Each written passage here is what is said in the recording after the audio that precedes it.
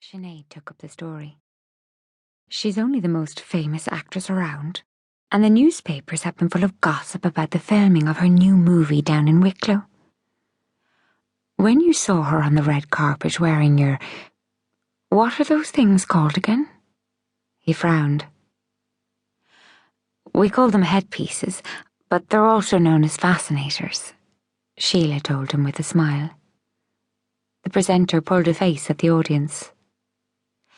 Sorry, I'm not really up on these things, but she did look stunning.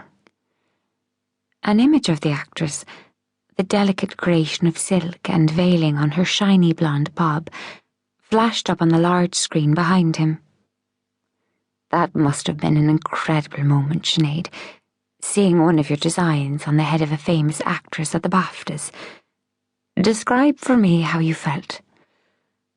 I honestly can't. It was amazing. I was in shock. I couldn't believe it. And the best part was that she gave us a really great plug when she was interviewed. The phone hasn't stopped ringing since, Sheila chipped in. You must have had some celebration that night. Sheila laughed. We were working flat out on a wedding order, so we had pizza and sparkling wine in paper cups, and then got back to work. Sinead scrolled down the menu to the next recording and pressed play. Ellen nudged her. I brought coffee. Great. Thanks. Shouldn't you be working? She fast-forwarded, wishing Ellen would just leave her to be miserable in peace. The search was called off today for the milliner Sheila Healy, wife of independent politician and member of Dáil Éireann, Philip Healy, who disappeared 8 days ago. Her car was found on the coast road in Sandycove.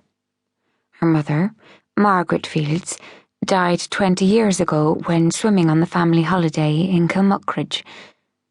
Mr. Healy thanked the Gardaí, the services and the volunteers for their efforts to trace his wife, and said he is still hopeful that they will find her. He, Sinead's father Kieran Fields, brother businessman Max Fields, and twin sister and business partner Sinead are being comforted by friends.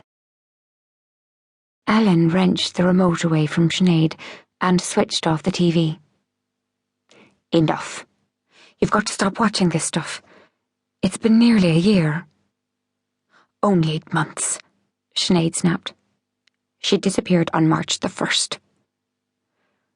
But she's gone, sweetie. And you're not. Sinead swallowed back the tears that were never far away. I'm not sure I can go on without her. Of course you can. Ellen rubbed her back as if she were a child. You're not alone.